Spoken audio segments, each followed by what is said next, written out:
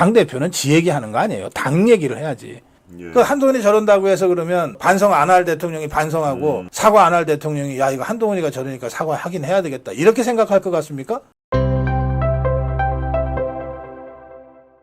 방금 뜨끈뜨끈한 아주 9시부터 국민의힘의 최고위가 열리고 있습니다. 지금 그 자리에서 한동훈 당대표가 어떤 얘기를 하는지 뭐 쇄신 얘기를 할 것이다라는 것은 어제부터 예고가 되어 있습니다만은 상당한 그 일반적인 세평을 뛰어넘는 아예 윤 대통령의 대국민 사과를 요구를 했는데요. 이렇게 얘기를 했습니다. 잠깐만 소개를 해드리면은 국민들께서 걱정하는 부분에 대해 대통령께서 솔직하고 소상하게 밝히고 사과를 비롯한 필요한 조치를 해야 한다. 대통령은 제대로 보좌하지 못한 참모진을 전면 개편하고 심기일전을 위한 과감한 쇄신 내각을 단행해야 한다. 여기서 끝나지 않았습니다. 아울러 김건희 여사는 즉시 대외 활동을 중단해야 한다라고 상당한 톤을 높였습니다. 이런 일이 재발하지 않도록 예방하기 위해 특별 감찰관을 임명하는 것이 당연하다. 네, 이렇게 핵심 내용만 제가 말씀을 드렸는데요. 예, 우리 고주필님 어떻게 보셨습니까? 오늘 그 한동훈 발언을. 뭐 새로운 건 하나도 없더군요. 네. 좀 세게 얘기한 거 그렇죠. 말고. 그리고 이거는 지난번에 대통령 면담 전후해서 한동훈의 했던 언론 플레이 내용하고 뭐 달라질 건 뭐 하나도 없어요. 네. 달라질 건 하나도 없고 다만 좀 더 그거를 세게 표현했다.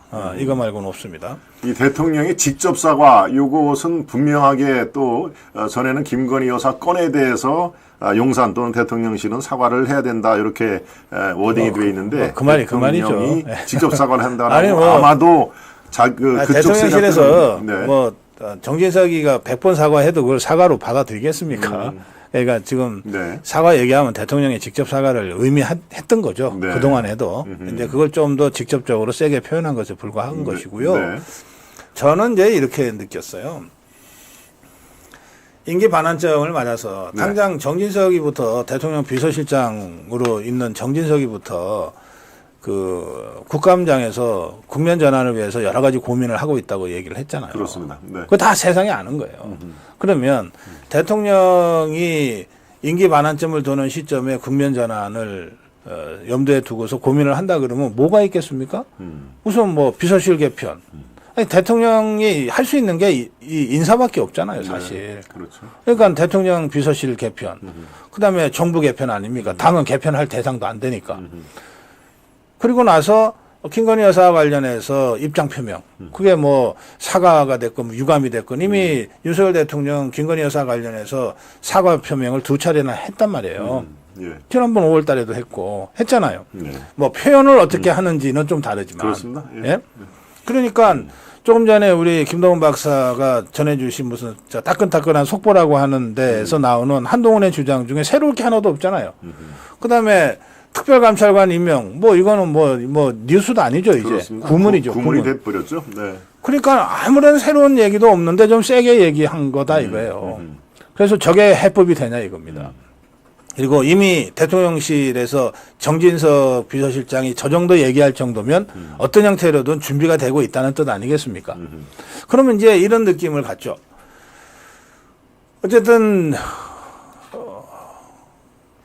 오랜만에 정말 작심하고 방에 공부하러 들어갔는데 갑자기 밖에서 문 벌컥 열고서 막 공부하려니까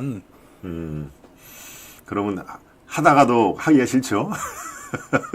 그 얘기 아니에요 지금. 그러니까. 근데 그거를 진짜 뭐 공부 안 하고 무슨 게임이나 하고 있는 거라고 착각하고 문을 벌컥 열고 공부해 이랬으면 또 이해가 돼. 네. 공부하고 있는 게 중계 방송까지 다 됐잖아요. 그렇죠. 네. 대통령 비서실장이 운영이 가서 아무렇게나 막 얘기합니까? 그 정도 답변이면 이거 뭔가 하고 있구나라고 하는 걸 다 세상에 알린 거 아니에요? 그렇습니다. 저도 그렇게 그러니까 공부하고 있는 사람한테 문 벌컥 열고 와서 공부하려니까 그게 숟가락 하나 얹겠다는 이 언론 플레이하고 뭐가 달라요? 네. 저 같으면 뭐 저는 그럴 자리에 올라갈 일도 없지만 저 같으면 이렇게 하겠어요. 뭐 4일 동안이나 할 말이 없어서 지금 네. 뭐 침묵 모드를 지켰죠. 이따가 네. 나왔는데 그래서 모든 언론이 뭐 주목한다 그러면 저 같으면 이러겠어요. 주말에 깊이 생각했고 또 대통령실하고도 직간접적으로 여러 가지 논의들을 좀 해오고 있다. 당이. 당대표는 지 얘기하는 거 아니에요. 당 얘기를 해야지. 당이 대통령실하고 여러 가지로 지금 그 고민을 공유하고 있다. 네. 지금 대통령실에서 여러 가지로 그 고민이 깊은 것으로 알고 있다.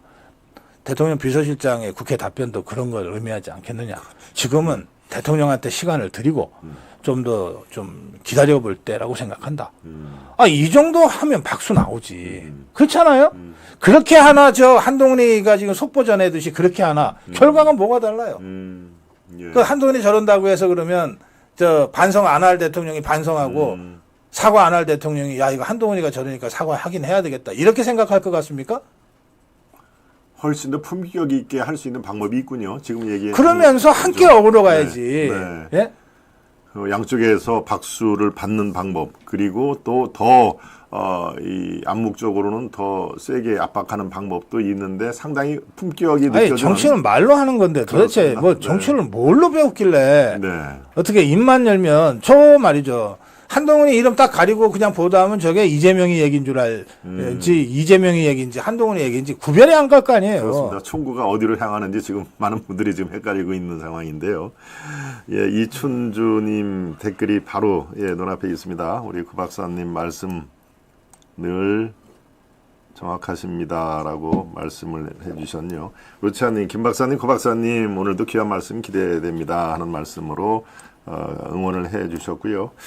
예, 좀 아까 이 대구 경북의 94명이라는 수치까지 제시를 해주셨고 지금 나 같으면 사실 이렇게 얘기를 하겠다 어떤가라고 여러분들이 생각하시에 어떻습니까? 예, 똑같은 귀결이 된다 손치더라도 훨씬 더 품격과 그리고 또 용산으로서는 더 생각을 해보는 그런 멘트가 얼마든지 있다. 그래서 양쪽으로 다 이 박수를 받는 그런 길이 있는데도 제가 지금 당대표 세력, 이 한동훈 대표지만 그 주위에 있는 분들 중에 제가 직간접적으로 아는 분들이 사실은 그렇게 대의를 생각을 해서 헌신하는 사람들이 아닌 그런 분들이 제가 원래부터 잘 알고 있습니다. 그래 늘 그게 지금 현재 당 대표 세력 이런 분들의 이 문제점으로 제가 지적을 하고 있는데 글쎄요 대의가 아니라 소화에 의존하는 분들이 주위에 너무 많이 포진이 돼 있다.